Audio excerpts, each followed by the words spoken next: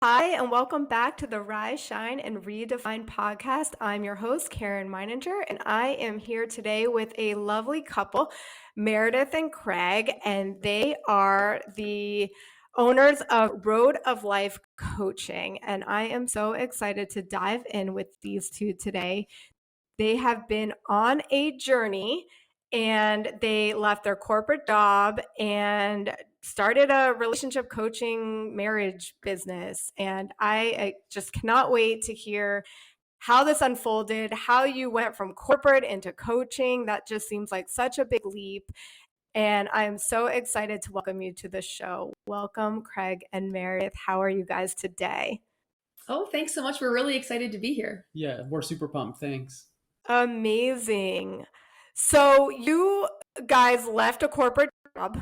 Both of you were in the same corporate job together and decided to take a leap of faith and dive into your own entrepreneurial journey. Super exciting. And pretty much, I'm assuming, start from scratch, from nothing. Is that right?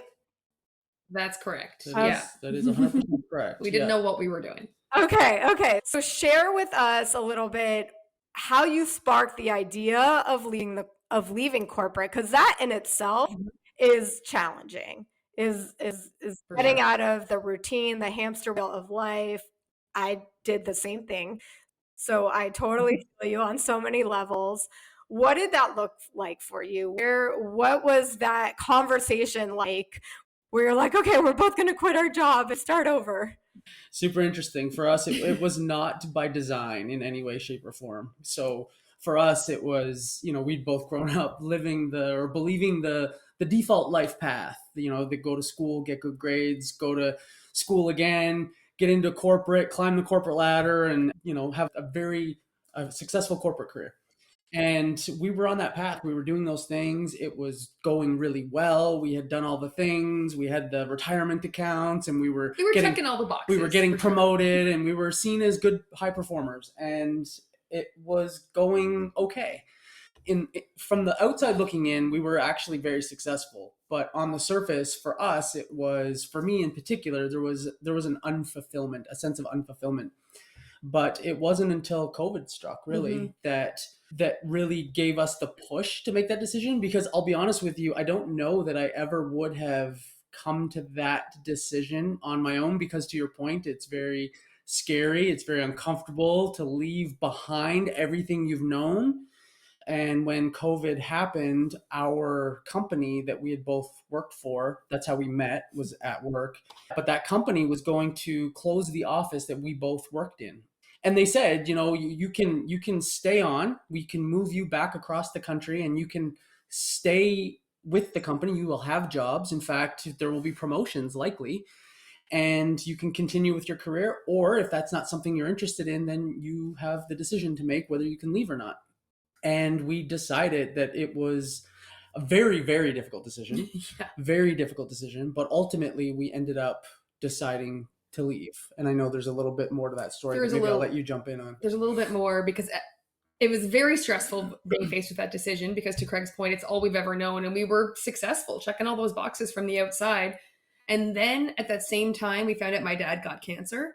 And it was not looking very good. We thought it would be his last Christmas. And so we drove home, and he got diagnosed with another cancer, and things were looking really bad there for a little bit. And then on our drive back home, it was a 17-hour drive back home, we had this conversation, and it was almost like Dad getting sick was the perspective we needed to be able to make this really difficult decision, because in the end, it wasn't his last Christmas. We were blessed to get 4 more Christmases with him. He just passed a couple of months ago. And sorry to hear that. Thank you. Without that perspective, like, we would have been moving completely across the other side of the country, away from Dad, away from his grandmother, our family. We would have seen everybody so much less. And him getting sick was the perspective, I think, that we really needed to be able to make this really difficult decision. And I can remember walking around our neighborhood after we'd kind of let work know that we were going to make that decision.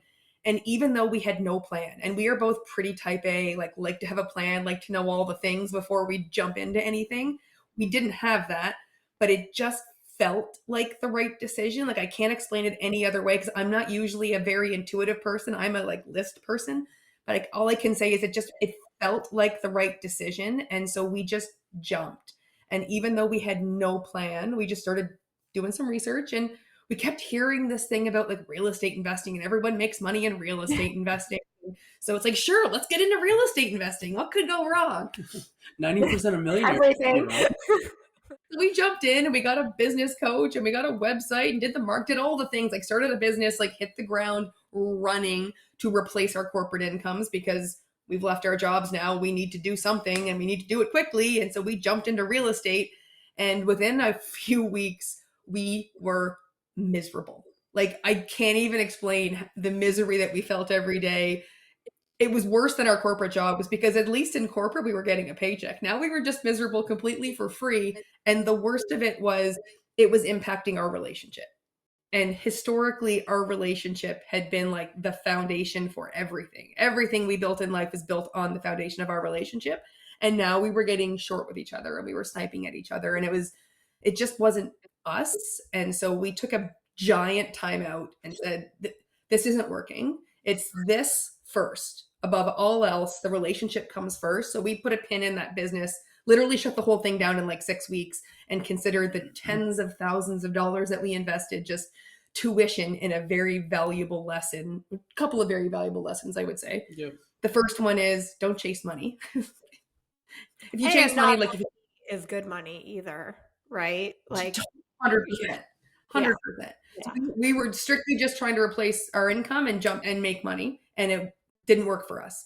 The second lesson we learned in that was we hadn't yet done the work to figure out what we actually wanted our life to be like. We just went from corporate into replace our income mode and didn't give literally one moment's thought to what do we actually want life to be like? Who do we want to be? What do we want to offer the world? Who are the people that we want to be in this next iteration of our lives? And we just hadn't done that. So we closed that business down and we started that work. We started personal growth. We went to events, retreats. We did all the podcasts and the books and the conferences, and we like just kind of dove into that head first. And it was actually at these events that people started coming up to us to say, hey, you guys are here together. You seem from the outside to have a pretty strong relationship. How are you making this work together? How are you doing this? How do I get my wife to come? How do I get my husband to come? How do we do this together? And that was really fun for us. We really enjoyed talking to people at these events and helping them and giving them advice, but we were still really blind to anything beyond just one-on-one questions. And then at one of these events, the host asked us if we would speak on stage at his next event about relationships.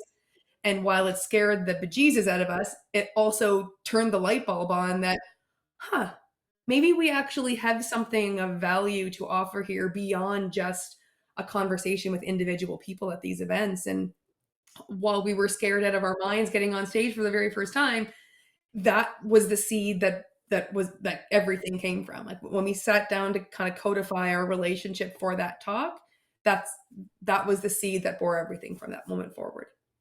So beautiful. And there's so much, I think like Tony Robbins says, right? Life is happening for you.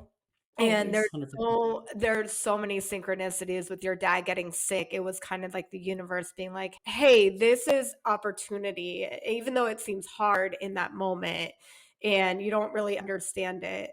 My dad passed away 5 years ago. And so I understand the impact that death, caring, life choices can make and direct you into these other pathways that you don't really necessarily understand. And yeah, I also do investing too. So I get that as well. And like the ups and downs and what works and being fulfilled and not being fulfilled and how do you want to show up in the world, and being able to go to an event and get on stage and share this beautiful relationship that you guys share is so beautiful. And I love hearing that. My question is, so I love personal growth. I can tell you guys love personal growth. How do you navigate if, let's say, one person in the relationship is really into personal growth? Like they are just like 2.0 version. I want to keep growing. I want to be better. And I do know just from experience that it really only takes you to really create change in the relationship, you don't necessarily both have to be changing or doing personal growth. But what if the other half of you, per se, isn't necessarily growing in the way that you're growing, yet you kind of want them on board, but understand they might not be on board. And sometimes I know, like, you can keep growing and the other person stays the same.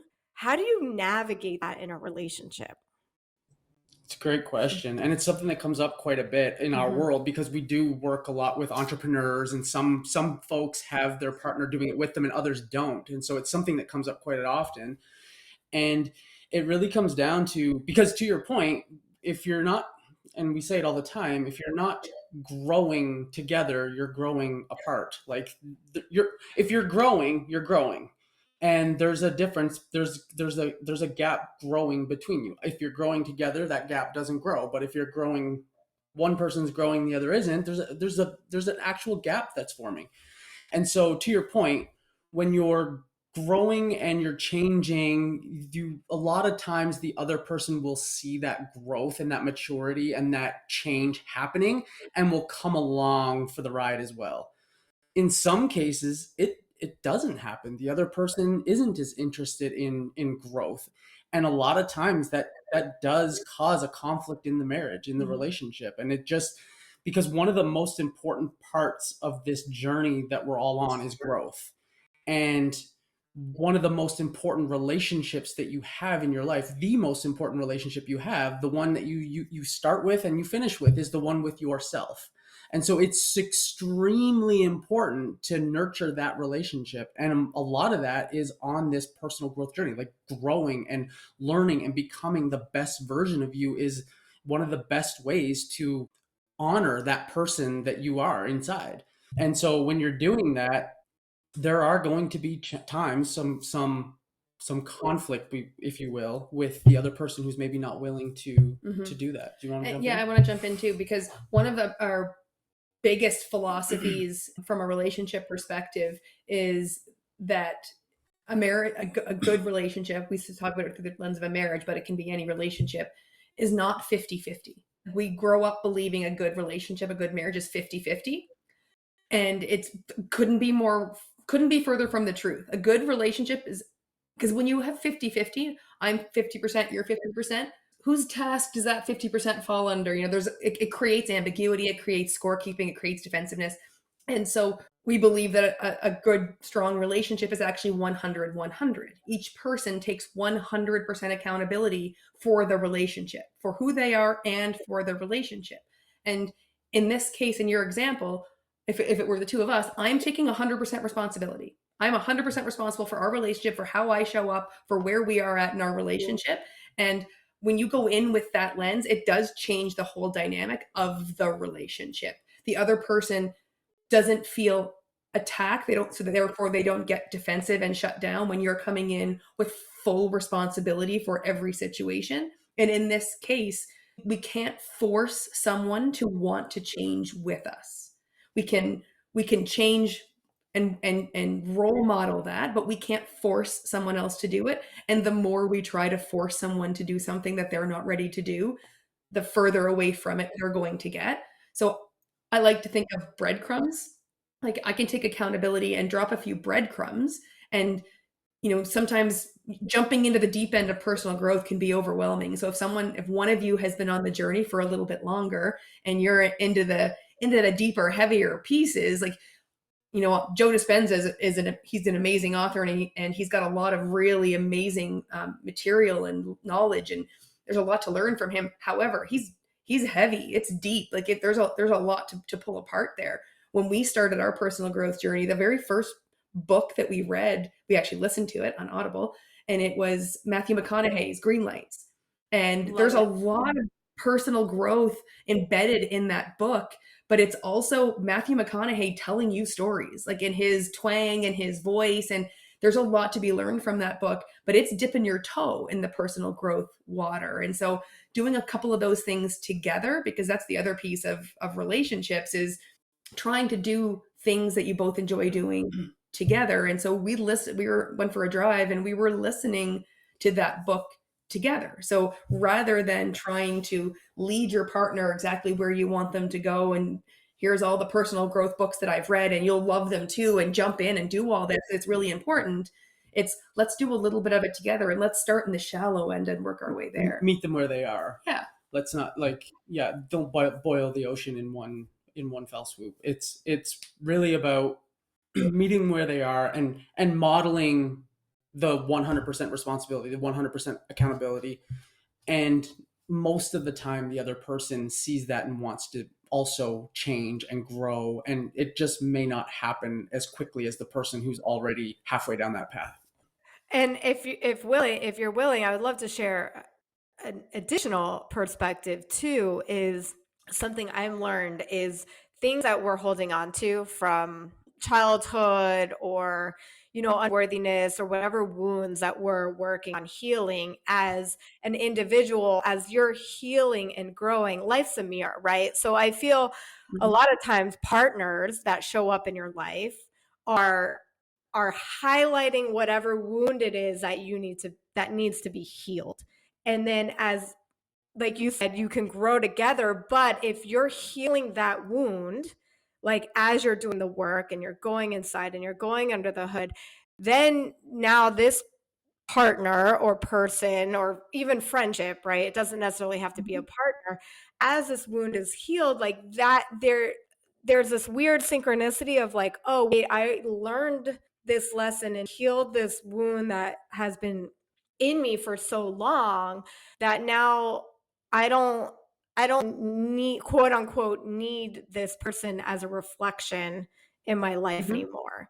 So yes, I think it's like, do you have a partner that is watching you grow and then growing with you so the gap never gets bigger? Or it's like, as you heal and you grow and you have the more depth, and your partner's like doesn't care, doesn't see it, or is fine, or is on the hamster wheel of life and they're good there. It's like, oh, wait a minute, like I don't have that reflection of that wound triggering me anymore. And then therefore it's like, oh, they're not the right person for me anymore. I just find it really, really interesting, like when you do the inner child work or the younger self work, and as you go inside and do the personal growth, like, yeah, it's either they're going to come along with you or they're not. And I know there can be friction, right? It's like, well, I'm doing all this work on myself. And then your partner is good old dandy the way things are. And you're like, what is happening here? That doesn't make sense to me. So I just do find interesting just to be vulnerable. I've been on a personal growth journey since 2008. So I've dove deep into a lot of this work, and I keep loving to grow. My husband, he is good. He doesn't like, he is not good or bad. He's just kind of like, okay, like you go do your thing and I'm just going to stay the same. And sometimes I'm like, huh, like, is that gap getting bigger? And then if that gap is getting bigger, how do you navigate that gap? Yeah, thank you for sharing, for one. I know that's not always the easiest thing in the whole world, especially with people listening. What comes up for me, besides that, trying to, like we just talked about, meet them where they are with something a little gentler, shallower, like toe in the water of personal growth versus like cannonball in the deep end of personal growth, is also something that, to be honest, I've been working on a lot lately, which is my expectations of other people and setting myself up for disappointment and setting them up, quite honestly, for failure by my uncommunicated expectations, and even sometimes communicated ones, because I have expectations in my head for the different relationships in my life, husband, mother, sister, whoever, of how I want them to engage with me and how I want them to interact with me in my life. And when they don't meet those expectations, my level of frustration, disappointment, upset causes me to have to do some reflection on, why is it I need them to show up that way for me? What is happening for me that I need this from them? So some self-reflection on why I need it. And then two things. I think letting go of the expectations of other people is really empowering. as long as you've got boundaries. Like there's a difference between your expectations of someone and the boundaries for you of what you will and won't accept for yourself. That to me, those are two different things that can sometimes be a little bit blurred. Like I have an expectation for how I want someone to engage with me in my life is bigger than, there's more to it than my sort of non-negotiable boundary of, if you're always going to call me with this kind of, story is not the right word, but energy, if you're always calling me with this energy, I'm not here for it. Like that's not how I'm starting my day every day. So you can send me a text and I'll get back to you when I have time, but my boundary is I'm not taking your call at 8 o'clock in the morning when I've done all my work first thing in the morning to bring my energy up and then get this phone call to bring me down. So I have a boundary on what I will and will not accept. However, trying to change my expectation for what the important people in my life, like some of them, they are who they are and they're not going to change, or I can't make them change.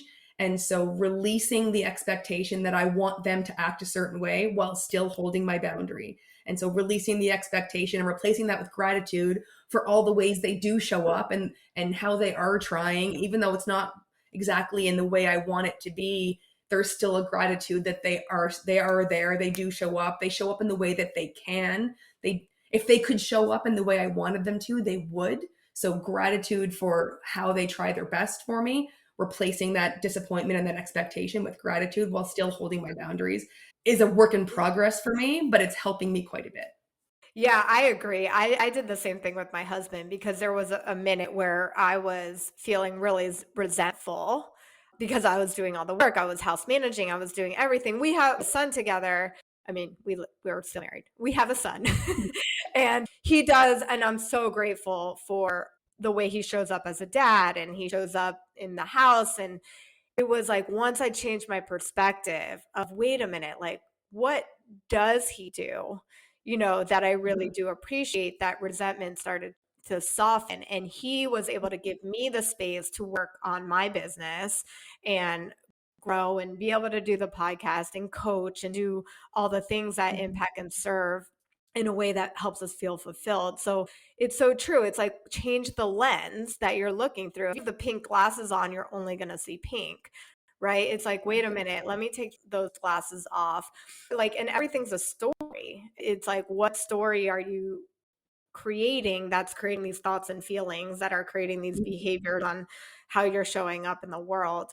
So, yeah, I mean, we're not perfect, right? I think we all have to turn inward again, life's a mirror. It's like, wait a minute, why is this triggering me so much? Why do I have that expectation? Why do I need them to say XYZ for validation? Like, why do I need to look for external validation and whatever it is that is showing up? And it's like, wait a minute, I can insource that validation for myself.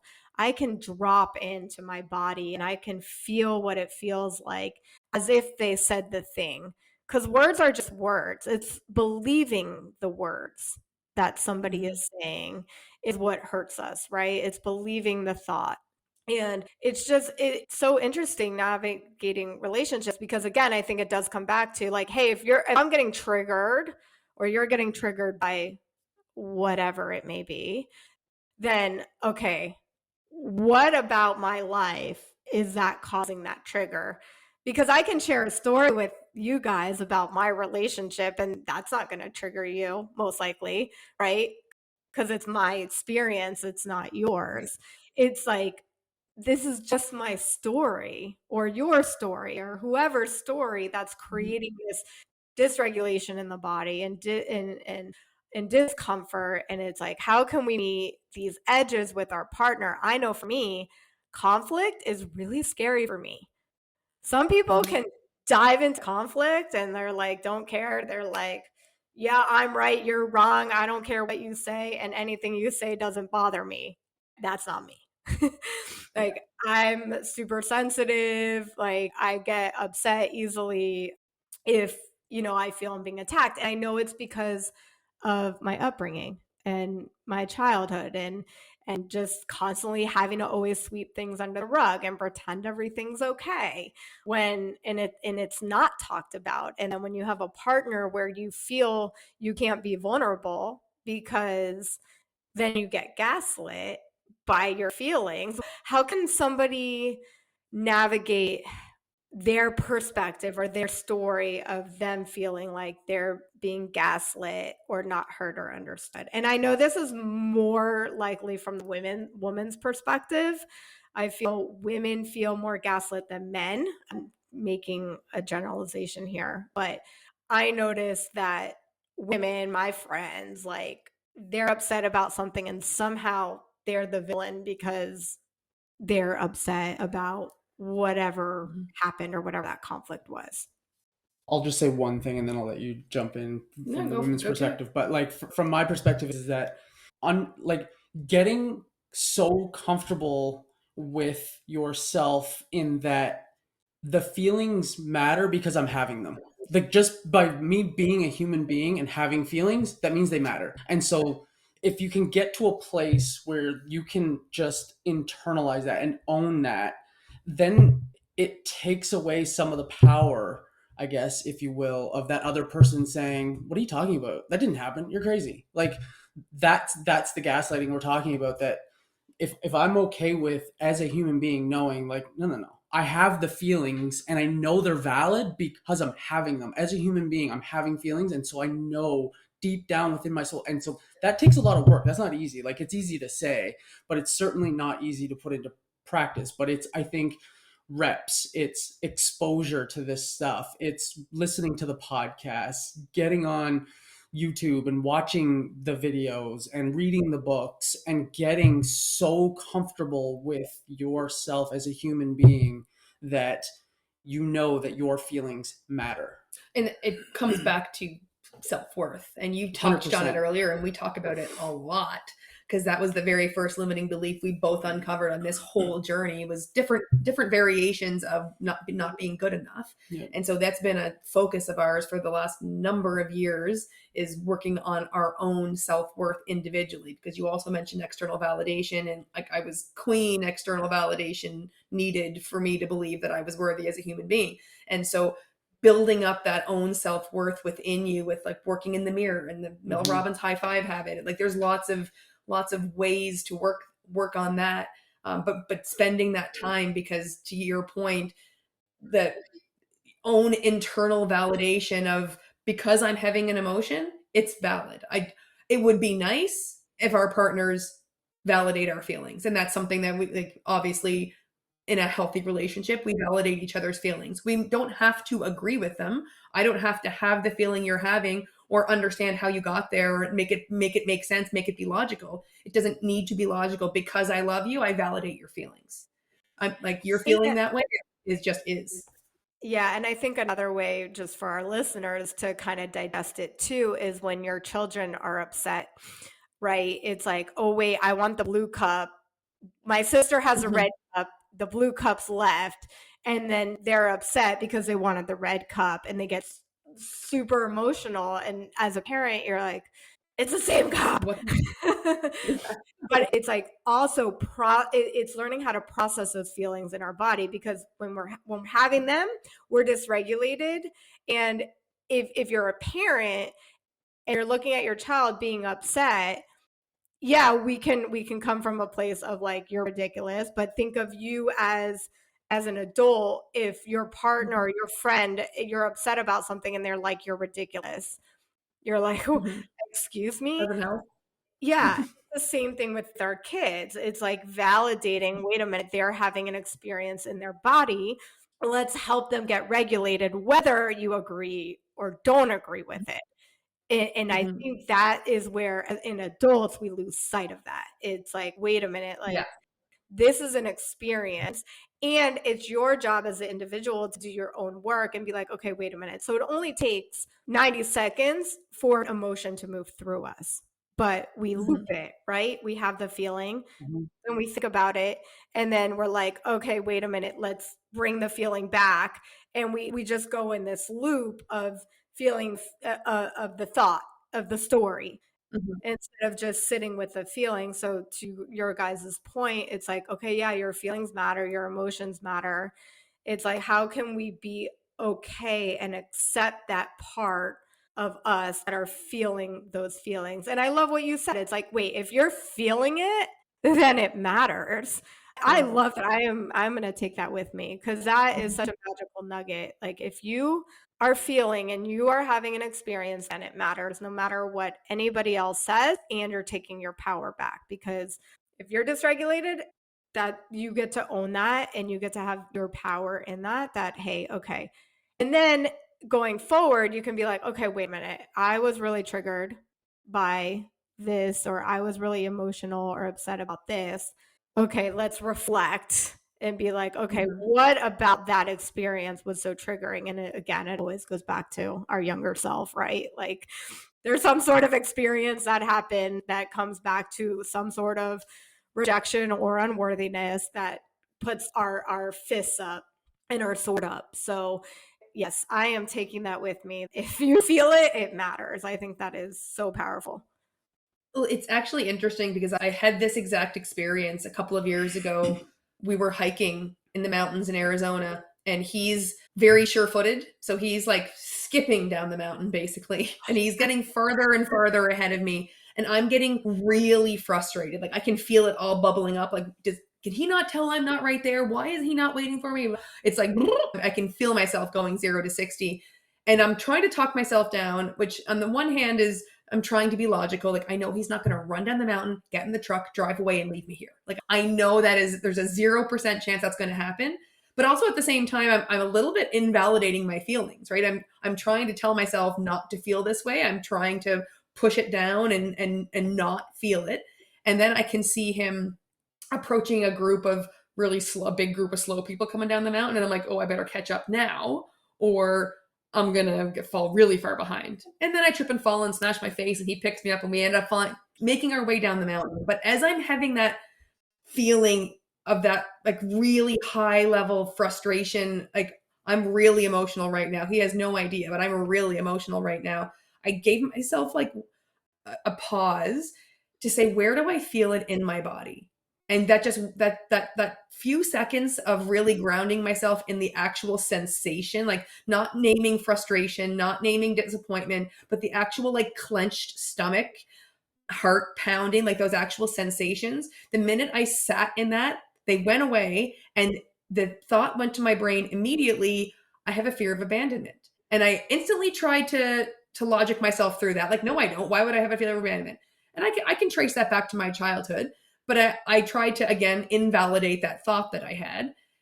But I realized I had to tell him this thought too, because I need to reflect, and I'm going to try to not let myself be triggered every time he gets a few steps ahead of me when we're doing something.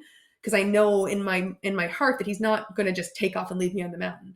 But I also know I need to share this with him, which takes some courage and vulnerability, because it's not something that I'm I super understand, or B, I'm super proud of having a big fear of abandonment. You know, none of us want to shout that from the rooftops. And so, sorry to interrupt, but it just, society looks at abandonment or fear of abandonment as a weakness. And it's like, totally. wait, we're not allowed, at least from my upbringing, like you were not allowed to be weak. Like you didn't show emotions, like that was not allowed. So I think, just in our age group, it's like, no, we don't share that. So that's Totally. takes a lot of courage.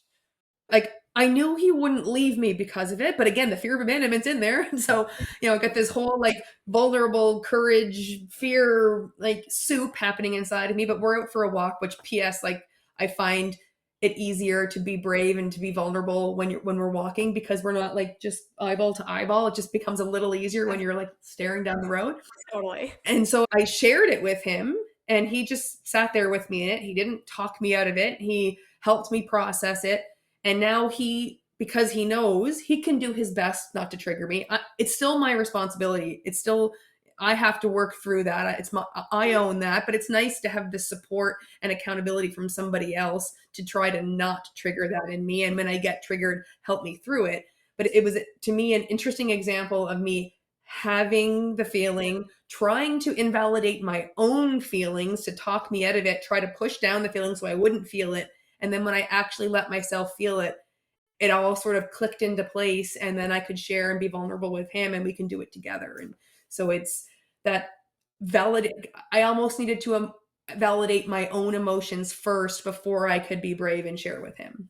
Yeah, because the very thing that you're trying to avoid, abandonment, Yeah, It's the very thing you're creating in that moment. It's like, wait a minute, I'm Totally. fear of abandonment, and now all I do is feel abandonment, and you're trying to push it away. Totally. So it's like, wait a Yeah. minute, the very thing I'm trying to avoid is the very feeling I'm Exactly. creating in this moment right now. Exactly. And it's like, you have to really wrap your head around it. It's like, wait, why? Like, even in relationships, just a little digression. It's like, if you are trying to avoid rejection, let's say, right? It's like, oh, I'm going to break up with him first so that he doesn't reject me. But all you're doing is creating rejection for yourself Yeah, for anyway. both of you. So, Yeah. yeah, for both of you. Exactly. So Yeah. it's just something to think about. It's like, okay, wait, what is the feeling I'm trying to avoid? Because that's what you're creating by avoiding it and not sitting with it.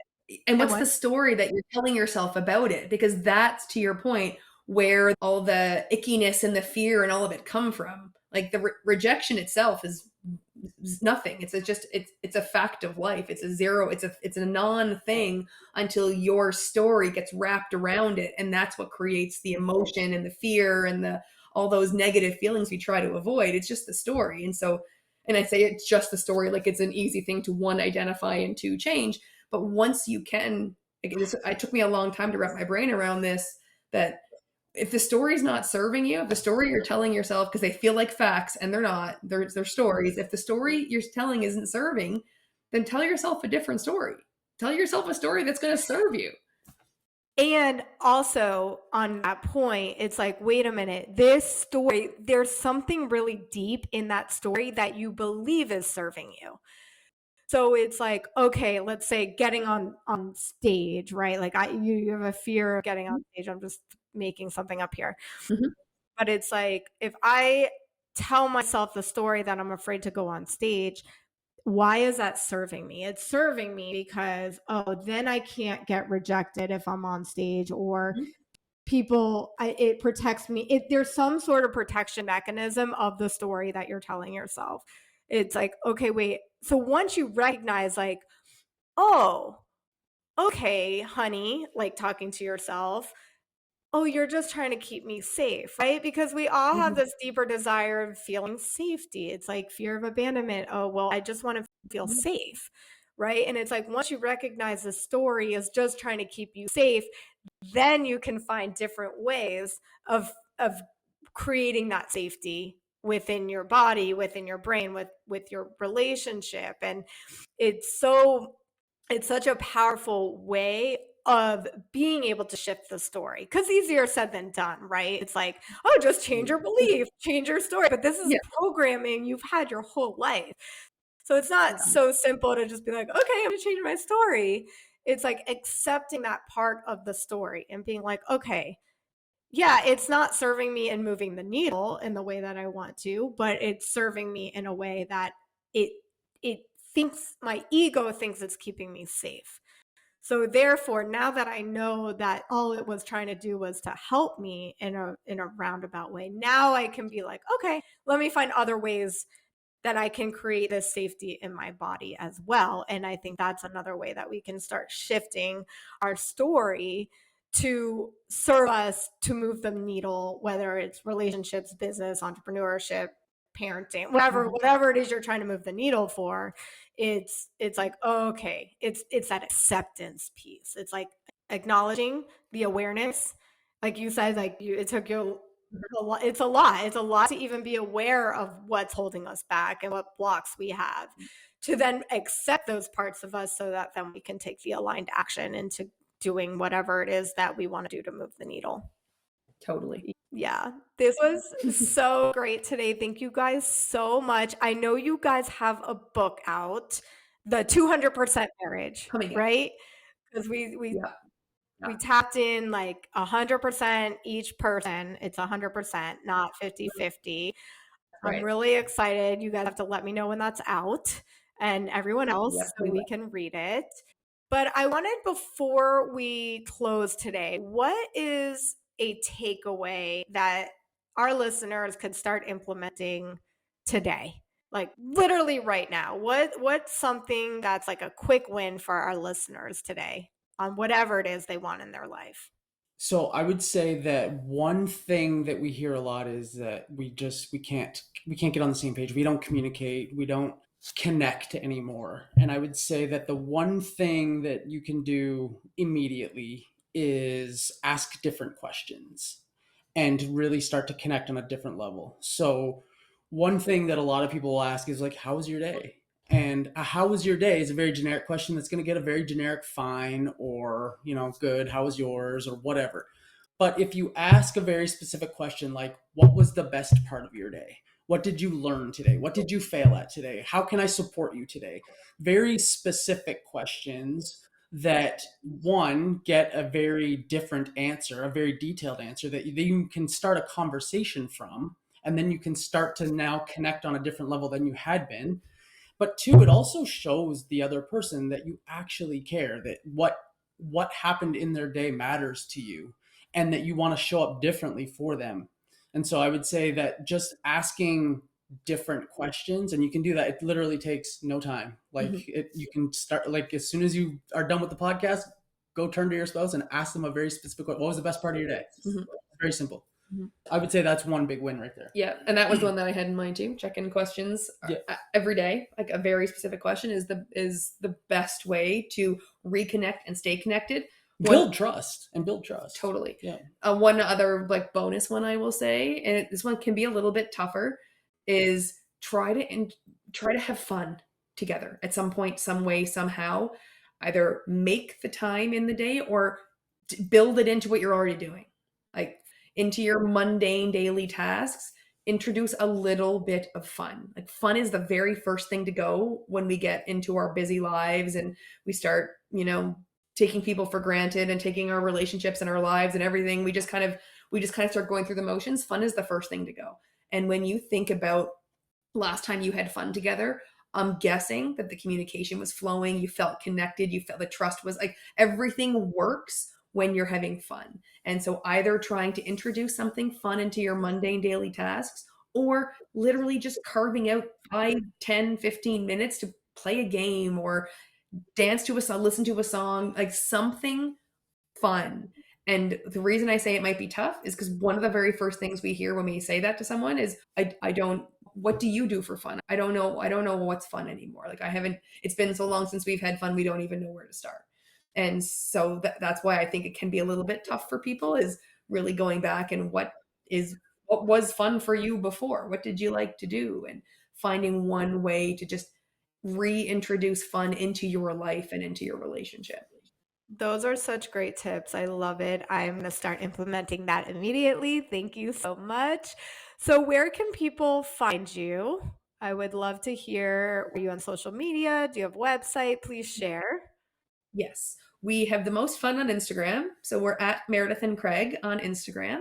And we have a podcast called the Road of Life Podcast, short little like 10, 20 minute episodes with relationship concepts. And then we've got a website, roadoflifecoaching.com.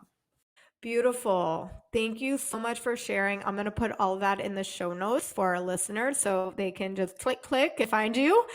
And I just really appreciate you guys being here today. Thank you so very much. Thank you so much. It was such a blast and an honor to be on your podcast. So thank you so much. We appreciate you having us on. Yeah.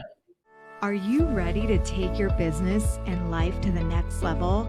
If you've been feeling stuck or like you're hustling without seeing the growth you desire, it might be time to step into what you're fully capable of. That's exactly why I created the Level Up Like a Boss signature program. It's designed to help entrepreneurs like you align your actions with your potential, master your inner world, and create a future that feels both purposeful and profitable. In this program, we'll dive deep into mastering belief systems, building self-awareness, and making intentional decisions that move the needle. Imagine finally being in alignment with your vision and your actions. If that resonates, head to my website or check out the link in the show notes to learn more about how we can level up like a boss together.